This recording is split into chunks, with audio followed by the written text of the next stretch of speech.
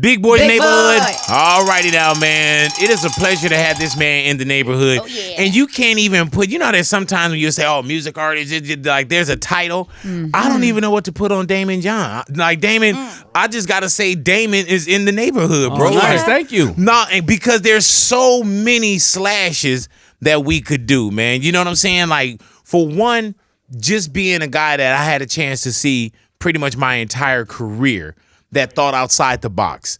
That was very, I would have to say, instrumental in how we thought outside the box. And you created something with FUBU that was really, really us. You know what I'm saying? Yeah. Like, and I do want to go with a backstory. No, but I appreciate that. But first, I gotta give it up because out here with you. But listen, Kalk and I was my inspiration. Yes, sir. So but And that's my absolutely, I brother appreciate too. that. Yeah, 100%. You know what I'm saying? That's my 100%. brother too. But when we ask Carl Kanai about you, he doesn't say the same things about you. He was like, Right. But no, when you really think about that, bro, like the outside, laughing now. the outside the box thinking, bro, Hey. where you think I'm gonna risk it all. How did you first start off in not just believing in the product, but really believing in yourself? I was driving down the street with my mother one day, and she said, listen, our first mentors usually are our parents. Right? Yes, yes, sir. And I remember her driving down the block, and I think I was about 12, and I'm dyslexic, and she said, I don't care. You see this car, you see these buildings, you see anything around here. It started off with one person with one idea that took one action. And that's how she just made me believe that it all started at something, right? And then I just started looking around saying, well, why can't I do it? Why do we put the responsibility in everybody else's hands? And I didn't know any better after that. Maybe it was dyslexic, ignorance. How closed in is that so-called world, though? You know what I'm saying? Because already we got so many of the self-doubts. Oh, I can't go do that. My skin, my this, the money, the capital. And then also you have dyslexia. I think with dyslexia, I think that it's a cheat, right? So I didn't want to go to school to read, so I went out and got jobs. And every time I did read something, if I think I didn't get it, I'd go out and actually try to put it together. And it's fascinating because I think 8 of the 12 sharks are dyslexic, and something like 48% of entrepreneurs are dyslexic, and Einstein was dyslexic, and a much heavier amount of artists are dyslexic because it's just a different way of learning, and or your disability, so you just try harder. Man, so when you say try harder, you guys, y'all really tried harder, and y'all made such an impact. How do you not so-called dookie on your dream or kill your dream when it's on the vine? Like, because usually it's like everything is in our minds at first, D. I think like everybody in this room who's enjoying what they're doing or successful, I think that if you take affordable steps, because a lot of people, how they say too big to fail. A lot of people are too big to start. They all like, I need to be where big boys at. I ain't getting on and doing no little YouTube or whatever. They're not taking these affordable steps. But when you keep taking these affordable steps, like everyone in this room, the door's been slammed in your face way more than it's been open for you, but you can recover from it and you keep doing it. It's all those people who tell you how they're going to do all these big things and they never just take the first step. Yeah. And then after we want a to while, jump to the top of the flight of the stairs, like, man, go. Exactly. And after a while, after you put so much work into it, you're like, I can't turn back now. Right. Like, this is all I put into it. So I think that is really the main reason. And then I grew up in Hollis, Queens, right? So growing up in Hollis, Queens, I mean, I just looked outside my window and I saw Run DMC, LL Cool J, Salt and Pepper, all these kind of music arts. And I was like, it's either me selling crack, right, or it's either me doing that and making money doing something I love. And I can't rap, so maybe I could dress everybody that does. What was the first jobs though? Because before you get the so-called check, you got to get it's a this and that. So you know how to get your hands dirty. Yeah. I had 100 jobs. I started working at 10, handing out flyers. Then I was running BX cable, and there was abandoned buildings in the Bronx. You know what I mean? With those crackheads all around. Then I worked in Church's Fried Chicken. I worked in Red Lobster. So nobody can tell you about putting the work in. No. You didn't put the work. I've been working since I was 10 years old. I've not had a day off since then. Daymond, you see people now, and you said it pretty much. Everybody want to go. They want to graduate. People don't want to put the time in that it takes now. Nobody is outliers and 10,000 hours anymore. Like everybody now, especially when you look at the gram, everybody is you on. No, but you know what? I have the honor, and I see a lot of kids. You have that group that says, I can't do that. Right. I see a lot of kids becoming millionaires off their cell phone, off their couch. Right. I see it a lot too. So, but you also make sure not only do you because some people it's like I got mine, but you've been in a position for years where you continue to give back or you continue to create opportunities. Why is that so important to you? I think I was gifted enough where people gave back to me and they helped me. But let's be greedy about it. If I wasn't on Shark Tank, I'd be doing business the old way. I'd be making a T-shirt. Hopefully, a store buys it. Maybe they put it out. Who bought it from the store? I don't have an idea. But as I'm on Shark Tank, seeing how these younger people are doing business, converting social media, and making shirts in one day, ready to print instead of me waiting 90 days, I'm taking all that knowledge and using it for my business. So there's a symbiotic relationship about getting to understand what everything's going on. I'm constantly still learning, so then I'm applying it to my other business, and then in return, you can't stop anybody who's going to be successful. Right. So if I invest in them, then I'm going to be successful with them. They're allowing me to invest in their dream because maybe I don't know about whatever their industry is. But if I give them $50,000, $100,000, $200,000, and they become, a gazillionaire, think about the ride I'm going to get. Hell yeah. So it's selfish in some ways, but it's also bringing people up the ladder because many of us didn't get the opportunity to see people who weren't aligned with music or sports just pull themselves up by their bootstraps, people of color and minority who just says, you can do this. You know what I mean? So again, it's 2 or 3 reasons why I do this. How did you get the Shark Tank call? Because I told you, Shark Tank, we watch that as a family, bro. Not just on first run night. I'm all on MSNBC and got season passes. And they called me. They saw me, I think, on Donnie Deutsch, and they were like, we want you to come on the show. And I was like, all right, no problem. And they were like, you're going to have to spend your own money. You're like, wait, hold on. I was like, I'm like, this dude's in Hollywood are crazy. They're trying to pimp me out. Like, I guess I really don't want this. Goodbye. And then I told him, I said, because at that time I was doing product placement for Chloe and Chris and all them, and I was really trying to get their brand out there. And I was like, well, I'm gonna be on this little show for a couple of times. Yeah, let me go run and do this. You know what I mean? No, but they didn't even start. Kardashians didn't start yet. And then they were like, well, you can't do any of the show but ours. And then I said, all right, well, I got to pass because I wasn't going to be on there on a major way. Just like they were going to like open the Dash store and they was like, hey, be our mentor on the show, come on in and stuff like that. And I said, couldn't do it. And but that's enough for somebody else. Even to walk away from that is like, man, I'm. Well, I didn't believe it because I was like, I got to spend my own money. Right. And for Shark Tank. And people are going to watch 5 business people do what we do every day. Nobody's going to watch this. This is garbage. And I said, and then Chloe said, I'm never going to get in your way. So I said, all right, I'll go do it. And I said, here's my only contingency. I got to be able to pitch Mark Burnett my 3 smoking hot reality show ideas. That's the only way that I will do this pilot. I do the pilot. I go to breakfast with Mark Burnett. He shoots down all 3 ideas before the eggs come.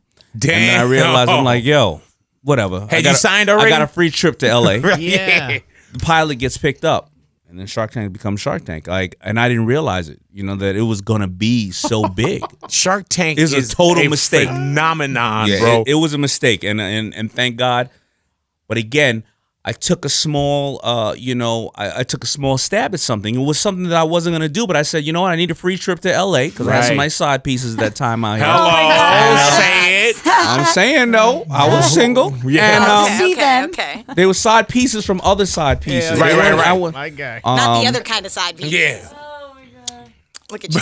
Look at you. You know what I'm saying? But I'm married now. Right. I'm happily married now. Praise the Lord. So you go and you do this show.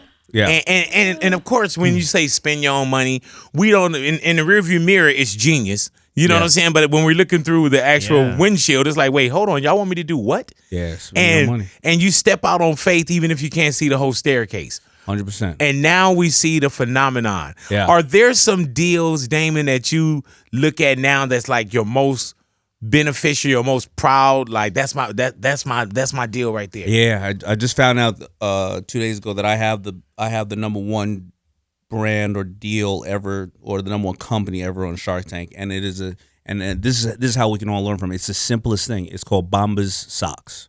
Very simple. It's a sock that comes directly to your house. I wasn't going to buy the deal because I was like, I already got $400,000 worth of socks in my inventory. And you can't see the logo on them. They covered. They sell directly and to the consumer. Apparel. Right. So I wasn't going to do it, right? Because I went on Shark Tank. I'm going to tell you the truth. I went on there when I finally did it. It was 2008. Nobody was buying clothes. I already had Coogee. I had FUBU. I had a Tonic. And I had 8 other brands. And the 8 other brands were dead. So I was like, if I'm going to sell to a retailer, I want to be able to go over there and say, listen, can I get some real estate in the makeup counter? Can I get some real estate in the electronics? And I didn't have all that because all I was getting pitched were clothing brands. So the last thing I was looking for was a clothing brand. I wanted to diversify my portfolio. But I like these guys from Bomber Stock. Every time they sell a sock, they give a pair away to the homeless. Yes. But they started off, they were doing $800,000. I think they're going to do $150 million a year now. They've been steadily grown. They've given away 20 million pairs of socks. I realized something also, and this is how I changed my business model. Kids today, they don't care about what you've done for them. They care about what you've done for everybody else. So what happens is instead of giving at the end of the year when they be like, what charitable contributions do you or things do you support? They go, no, every time I buy, I support. Every time I buy this, I clean up the ocean. Every time I buy this, I stop human trafficking. Every time I buy this, I help the homeless. So and they won't buy from other people who don't, because if they have 4 companies they could buy from, if these 3 companies aren't supporting something, they buy from this one. And then you have user-generated content from the people that are receiving because they're so happy they put it out there. It's changed my entire business model. So when they come in and they pitch, at one point were you about to say, and for those reasons I'm out, or you? Yeah. Wow. Yeah. I was. And there's a lot of deals that I've done that I regret so much. I can't stand because those entrepreneurs. Because now you got to put not your brand with the brand, but you putting yourself in position with someone that is like, okay, either I'm moneyed in with you, so I got to work with you, or you slow down on me. No, it's never the moneyed in, right? Because the money in is if I want to go and make return on my capital, I can go and invest in dead, brilliant people like Steve Jobs, and ain't nobody gonna call me from Apple. Right. I'm gonna go into the market. I'm gonna buy Tesla, Shopify, any of those brands. I love going into the market. When I go into the market, I buy only things that I know that if it goes away, our lives will be disrupted, right? So I know if I buy into Amazon, it's not going away. Our lives will be disrupted. Uber, right? Or any of these things. So I'm good. I don't got no problem. I open up my mailbox, there's money. However, I deal with these companies, and if that's the most important thing for people listening to us right now. We only buy into companies that we like the people, right? Because if you don't like the person, whether you're employing them or whether you're investing in them, if you don't want to ever pick up the phone to solve a problem, the problem's never going to be solved, right? Yeah. So that's what happens, and you don't know that because we don't know these entrepreneurs before they walk in the door. We don't even get a piece of paper on them, and half of them probably hate me too. So when they come to pitch, that's the pitch. That's the pitch right there. It's an hour. You see 8 like minutes hi of sharks. That's like that's the first time we'll ever see them, and it's an hour. And I'm joking about the ones that I made. I regret probably about 20% of them, and I'm sure 20% of them regret me as well because maybe I didn't have the same vision. Maybe we just didn't gel. You know what I mean? Whatever the case is, but that's the first time we see them.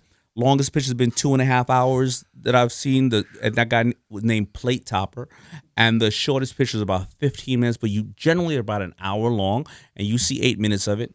Takes us 8 months to close the deals, and we close about 80% of the deals. Damn. Yeah. So there's something that you could say I'm in, and then down the road maybe you're not. We're not. We might find out the wife owns the trademark or the patent, or you owe $1 million to the IRS. Why? And I'm like, why didn't you tell me you owed $1 million? They be like, well, you ain't asked. Why am I going to tell you that? Now, were you in the room when the guy from Ring, when he came in? Jamie, yeah. Jamie came in, but Jamie will say, because I always say to him, yo, man, after that, I kind of bought a lot of rings. Can I get a little something? Because, he sold it for $1.2 billion, right? Yeah. He said he asked too much. He realized it. He said, at that point, I didn't know what I didn't know. Because he was a guest shark last year. He said, I asked too much, but $1.2 billion he sold that thing for. And you were in the room when he came in and pitched. I was in the room. The only person who gave him an offer was, blood-sucking Mr. Kevin O'Leary. He gave him a royalty, offer. And, but you know what? But at the end of the day, we're happy, man. We're happy that, like I said, you can't stop somebody who's going to be successful. Right, and as we see. We were having a brief conversation before you came in, Daymond, is how do you say no? Because everywhere you go, somebody got to have a clothing idea, a Shark Tank pitch, How do you say no? You can Google and see, oh, he got money. So no. Yeah, I say it's pretty easy. You know, first of all, the ones who say I have an idea and I go, that's funny because while you were talking, I just had 6 ideas. Now, what does it matter, right? Because I can own 100% of those, Right? right? You know, That's so a good answer. it's just reality. Here. You know, then I say, well, what have you done? You know, when they pitch me, have you read my book? Have you gone online? Anybody's book, right? You know, what education has you done to put out there? And then sometimes I say it's not my area of expertise. Right. Like, so if you want, you know, if you want me to go into business with you and I don't know anything about the business, I'm not helping you. I'm taking away a percentage of your company that could have been given to somebody who's a strategic relationship. Is Shark Tank a gift and a curse? So everything in life is a gift, man. Right, So, right. No, it's not. Because, you know, when people come up to me, it's not like I'm a singer. I feel bad for music artists because Right. everybody think they can sing, right? People come up to me, they want to feed their family. Yeah. This reality is they want to feed their family. And I am some kind of beacon of light who can give them the information to feed their family. So that's a gift. And I know what I signed up for. I know there's 16 cameras watching me on TV. So whenever, Johnson will tell you, whenever I see a celebrity or anybody like that who don't take a picture with a kid or whatever the case is, like if I'm near them or whatever, I'll never speak to them again, but I'll hammer them. I'll be like, yo, what's wrong with you? Yeah, This same. is a kid. What's wrong with you? The know? same, bro. The same. I do Yeah. want to ask you this. I got this thing that I've been talking about for years. It's called bacon squares. Tell them, big. All righty. I want to bring you in for bacon squares, Yeah. bro. Bacon squares, you know how when you make a bacon sandwich, right? When you make a bacon sandwich, you got to take these strips of They're all bacon and over line the place. all Yeah, over yeah, the yeah. place. You want You a know what big I'm saying? slab just like that. Yeah. Oh, fuck, you already know Yeah, this. I got it. I got it. know this. You got bacon squares You coming got already? prototypes? No, I don't, man. But I can. Because I'm gonna do it myself then. Right. Because Yeah. seeing that you don't have any IP on that. Right, It's right, really right. interesting. I like and that. for those that's wondering what IP You talking about is, that's steakums, intellectual but- property, right there. Steakums, but it's bakeums. It's like I a love steakum. steakums. Steakums. I'm gonna do that thicker version of That's what you said, steakums. right? Yes, Yeah, yes. So you just- know yeah. my vision as What we're vision? sitting here I on wasn't- October 11th, 2019 Yeah. at 11:05. Go on and the I already USPTO, United States Patent and Trademark Office. Please categorize that, and I think that's category 40 in foods, please. And then we're also Wow. gonna do it in a vegan. Category Louis, would you Got it. go I to? got you, bro. We got and you, we're big. kind of vegums. Where do you want us to go, big? We got it. Big John C, give me some. Can baby. you go Yeah. with it? Go on What to. website would you like, Dave? No, I mean, no, Big? just You're go what- on to sizzling.org and get and got you, protect that babe. for me. Yeah. Get the And YouTube I page. already I already got the IG did the for it. Ghetto Yeah. Man copyright. Yeah. I mailed it to Yeah. myself Yeah. a year Boom. ago. Yeah, Yeah, nah. I got you, man. Okay, It's so- like this. Get out the trademark, boy. We got you. We just caught you at the car, man. Oh, okay. Well, there it is right there. That's how Trademark he Jack? is. Yeah, I've been jacked. You know what I'm saying? Trademark jacked. Like, damn, I thought for sure you was gonna get me a like, hey, big, that's already been done, and for those reasons, I'm out. No, man. No. Hey, listen, ain't nothing new in the world, man. I came out with a T-shirt. I didn't put 3 sleeves on a shirt. It's all Yeah. about, you know what I'm saying? Ain't nothing new in the world. What's new in this world, You right? didn't reinvent the wheel. Snuggy's still a blanket with 2 holes in it, right? I mean, what's you know? What's the next move? Now, and I mean, like, of course, you're always talking, teaching, Yeah. pushing us forward. You know what I'm saying? Yeah. What's going on now, man? What is Visualize? Visualize. Visualize is actually some tracks in an album that I have that people have scored my speeches to just motivate. I'm not trying to insult anybody who is an artist, rap, sing, dance, and that stuff. That's not me. But what I realized, I was driving down the street one day and I heard, obviously, one of the greatest speeches ever written, Martin Luther King, "I Have a Dream," but it was the DJ that, I know you'll do it all. Every MLK did. They were just Yeah. cutting that thing up. I was like, man, I want to work out to this. And I was like, if you hear one of my speeches, you've heard it a million times. You hear it one time. How can I put something to one of my speeches where you're getting ready to go in and pitch, or you're going to work and you're getting amped, and it's not about me, it's about you. Right. And you take that thing and you use it. So my those tracks, that album walks you through your day. When you get up, you gotta dream and visualize. Then you're gonna deal with haters, and you gotta get ready to boss up, and then you gotta do all those other things. And the 5,000 to 7,000 words that we say a day, that the English language is 100,000 words. We only say 5,000 to 7,000. What words are you using? Hate, can't, won't, or love, will, do? Success. So those are a lot of my speeches, and what we did was score them, put this on this Visualize album, and we've been getting great responses. Do you start to see Listen. that people are paying attention a little bit more now? Because you do get these where there's apps, there's this, like people, even when you look on social media, there's always something that looks positive. Sometimes from the most negative accounts, but and then there's also some people that I see put up stuff. I'm like, dude, I know you're miserable, but that's okay. It's doing its job. But when you see something like Visualize and you get a chance to go across the country and across the world and talk to people in a room, and now you get a chance to have even a more broader audience, right? Yeah. Who was that for you? You know what I'm saying? Because you're proof positive to us. And when we visualize, we are listening to you because the proof is in the pudding. You put the work in. Yeah. Who was that for you? Was it your mom? It was first of all local mentors. The first time I found a external mentor beside my mother was a guy who had a corner store, and I used to go and sweep up and stuff like that. And he would teach me about inventory and dealing with your customers. So a lot of people, when they want to go after huge people in the industry to get mentorship, the local person that's been running a business for 20 years in your community knows everything about competition and inflation and inventory and sales. So that was the first person. Then I would go out. I got left back in school, and then I didn't go to college. I would just read books. Napoleon Hill, Think and Grow Rich. I would look at Tony Robbins, his seminars and stuff like that. I would, Rich Dad, Poor Dad, all the basic books. And that's why it's important to read, a normal CEO reads 40 books a year, or a boss reads 40 books a year. A normal employee reads one, right? Wow. And that's usually the difference, because what happens is when you see the commonalities in all the different books of all these people who don't know each other, something's there. There's the fundamentals there. Why did I see the same thing in the history of Genghis Khan, to the greatest salesman in Babylon, to Think and Grow Rich, to Napoleon, to whatever, all these other ones. And when you start to apply that to what you're doing daily, you start to have slow increments of increasing, you know what I mean? And then when you start to have conversation with the people around you, if they can't keep up with the conversation, you're realizing you're getting more advanced than they are. Because a lot of times the goals that are set by you are not set by yourself. They're set by the people around you. You can't do this. You can't grow this business to $1 million. It's never been done before, not in our family. You're going to embarrass yourself. You're going to embarrass us. And what happens is you start to settle.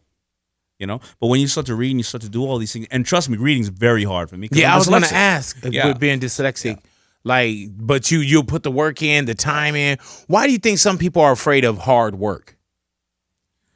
I have no idea. I think maybe they were raised that people who love them or even didn't love them, but most likely loved them, said this is not supposed to be done this way. Don't be an entrepreneur. Failure, embarrassment. A lot of times is I don't want to be embarrassed. Well, but what are you going to lose if you're embarrassed? Like, why do you care about what this person thinks?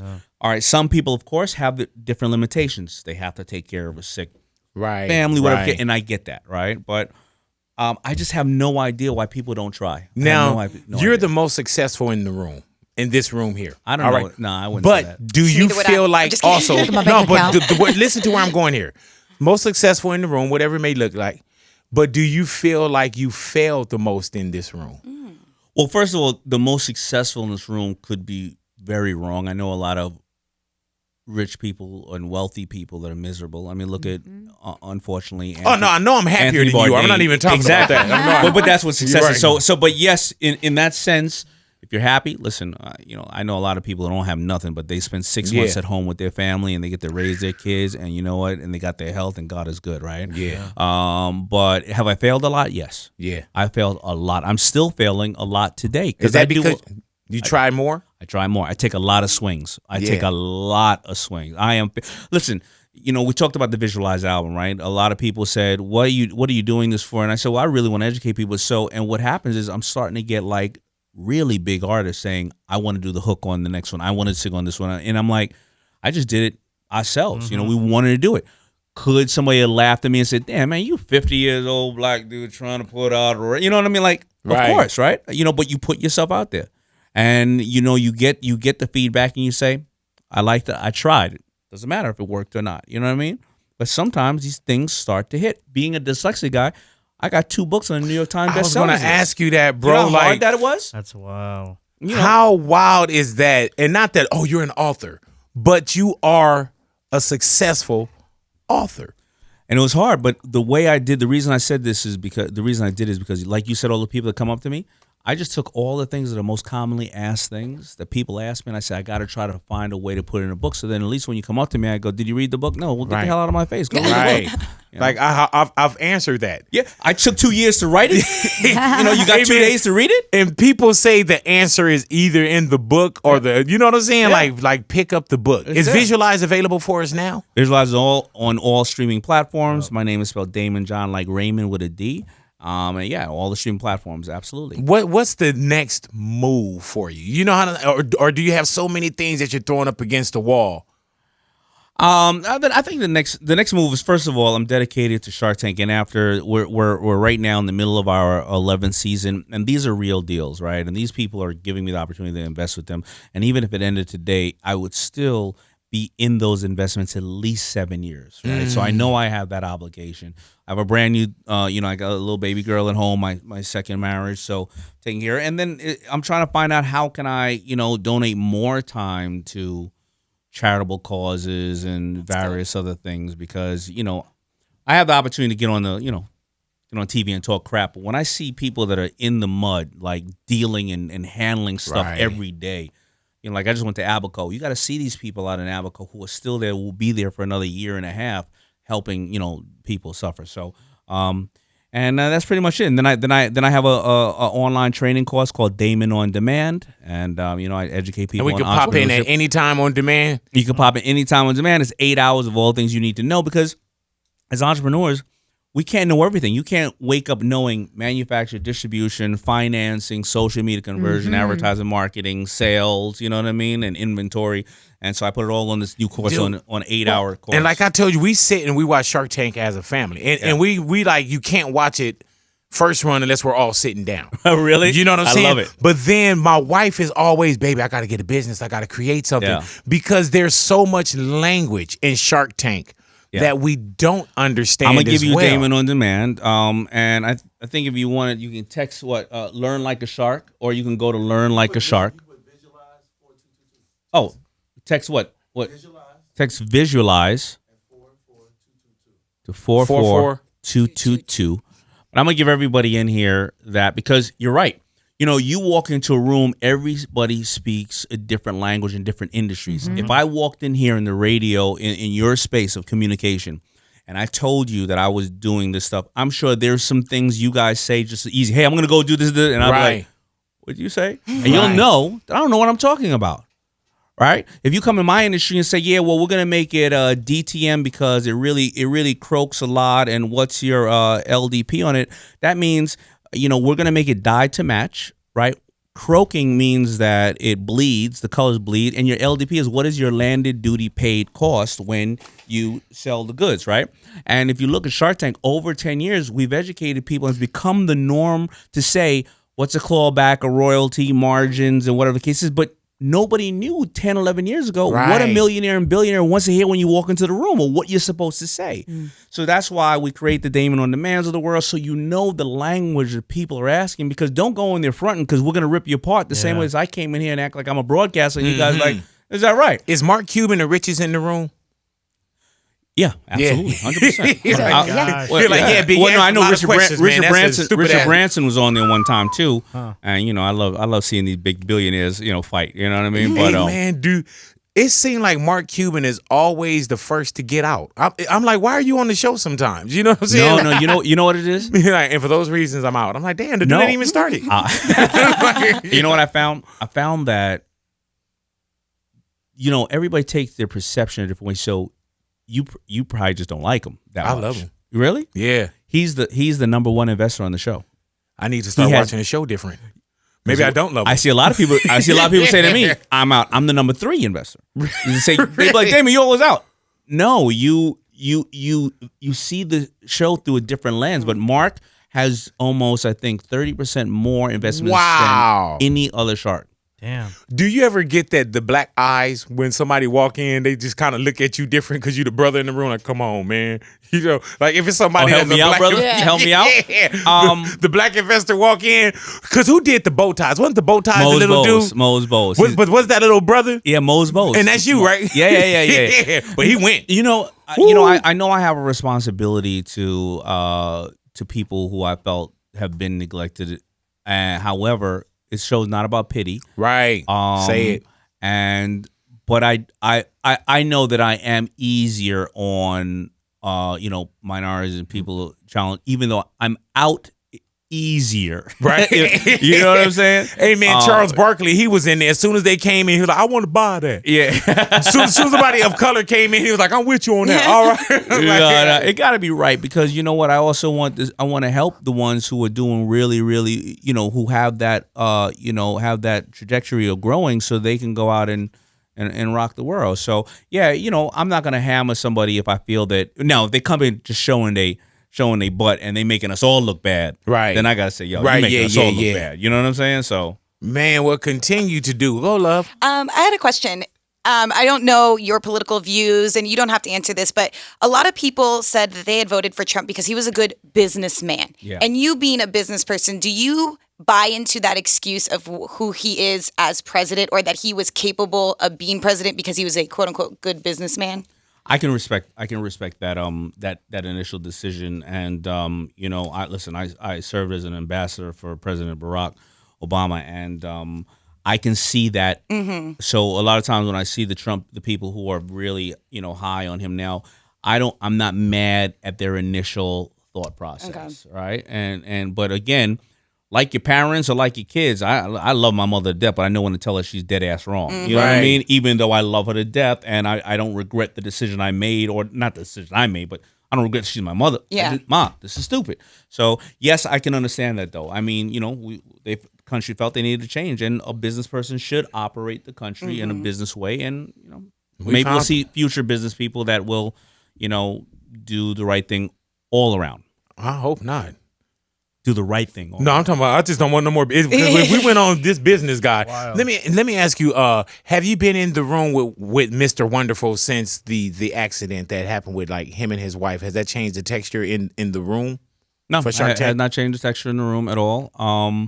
It's tragic for everybody involved.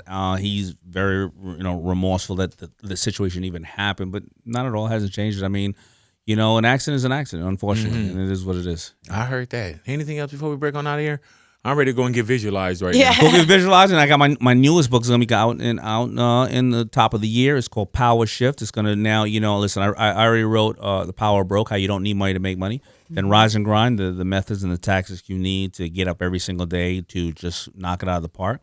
And then I realized one thing. You know what I never really talk to people about? The reason I'm on the show, the art of the negotiation, because life is not what you accept, it's what you negotiate. But there's 3 parts to it, right? It's building influence first, then it's negotiating, and more importantly, what people don't realize a lot of times is nurturing the relationship afterwards, because that's when the real money and the real advantage and profits come. Because after I did the first deal with you and I like you, we're gonna do a whole bunch more. So I'm putting out my next book. I love when y'all see something, y'all all just start laughing too. You know what I'm saying? Like, because if I'm at the house and laugh, I'm like, and then there's other time, I'm like, man, this one's gonna go, and then that person will walk out without a deal, and I'm like, oh, I'm glad. You know what I'm saying? I know why they did. Let me say something. When I'm on the show, man, I wish I could play like I'm smart. Everybody say, well, I'm the snake in the grass, or I wait till the end. But I'm up there fronting like this. I'm like, oh, I'm gonna buy that. I'm gonna get in on this. This is nice. And then Robert would say something so smart, and I'll be like, oh yeah. It never make it. And for that reason, I'm out. Same thing. Yeah, I'm glad you said it, because they didn't have my mic on. Yeah. Man. Y'all got me up here. Y'all got me on here. We were just speaking off air also again about visualize, bro. Yeah. Just the tools that is available for us right there, man. And with visualize, you could text to 44222. That's 44222. That's 3 2s right there. Right. And what do you get out of the visualize 44222? So first of all, you're gonna get my album. You're gonna get the whole album, right? We're gonna get the whole album, right? Mm-hmm. So it's free, and then you're also gonna get 5 days of my course. That's worth like $3,000, but you're gonna get 5 days of it. Now, after the 5 days, you get kicked out. So right. You better do those 5 days as much as you can. You know what I mean? So, but absolutely, you're gonna learn a lot. And from those things. And when you say learn a lot, yeah, I could just sitting here talking to you. Sure, we're learning a lot. Yeah. And then I hear people all the time that's like, man, I don't know what to do. I don't know how to do this. And when you think about a course, where and for one, I don't even think about the monetary, because everybody, I tell people, man, invest in yourself. Yeah. Invest in your 100%. dream, bro, because there's some people, and whatever it is, there's some people that want to work with somebody or for somebody for the rest of their lives. That's fine, but we get so many people that want to be an entrepreneur, so many people that say, this is what I do. I get it all the time too, Daymond, when people come up, oh, check my page, this is what I do. 100%. And then I look at their page and I'm like, okay, well, you're selling cupcakes, and on the next one you crip walking, and then, you know what I'm saying? Like I'm not going to give you my credit card number with, you know what I'm saying? So, and there's so much of the language that we don't understand. And the best thing about digital courses now is the fact that when you take it, you can't just go, oh yeah, I looked at it. No. You gotta answer questions, and if you fail, you can't go on to the next chapter. Right? It's not like when you're in a class and the teacher goes, all right, any other questions? And you go, nah. And you don't even know what they just said, right? So it's like giving you tough love. And I can't believe that we won't put the work in. You know what? Listen, the stats are that the 97% of people that don't put the work in end up working for the 3% that do. So that's just the way the system's been built. Remember, listen, we went through the education system where they never taught you financial intelligence. The reason they didn't teach you financial intelligence is because why do they want to teach you financial intelligence? So you don't take out a $300,000 loan for further education when you get out of school. They will be defeating their own purpose of doing that, right? And then they go, and once you do that and you're systemized, then you think about only working in systems throughout that. And now today's kids, they say the kids graduating today, 50% of them will retire with a job title that doesn't exist today. So now you're going to have $300,000 in loans going to a school for 50% of the things that you'll never know even exist. You told me I was going to be a drone operator 20 years ago, a social media expert. I would say, what are you talking about? Right. So all this is this kind of information that you need, so you don't just go out and get on the hamster wheel and you're screwed. Man, but continue to do what you do. And you know what's wild, man, is I got to get visualized. And I got to make sure that I go back and I grab the books as well, because we had this conversation and this is like low-hanging fruit, bro. You know what? I'm going to tell you the most important thing, and this is because from being a speaker, if you don't act within 12 days of whatever you say you're going to do, you almost never do it. So we talk ourselves out of it too. You talk yourself. So you have to act within 12 days of any action you're going to take. And I'm talking about leaving somebody. I'm talking about going to the gym, getting a book. Has to be within the first 12 days, or you will never do it. Oh, you'll I'm try on it again. Amazon right now. Oh my goodness. You'll say it again in the next 12 days. Say what now? You say it again in the next 12 days. Yeah, I'm he's gonna like, try let it. me You're yourself like, another 12 days. Yeah, I'm going to go out and trademark bacon squares. I'm not going to wait Hell no, 13 days. Like, I'm going for bacon squares right now. Bam. We already got it. I don't know what you're talking about. No. Smokes. Yo, you know Daymond John from... Yeah, he coming down the elevator. I already sent him a picture, Vic. You did? I did. Yeah, just get this motherfucker. All right, fam, peace. Thank you for coming in, man. Daymond John in the neighborhood, Big Boy's neighborhood. Thank you.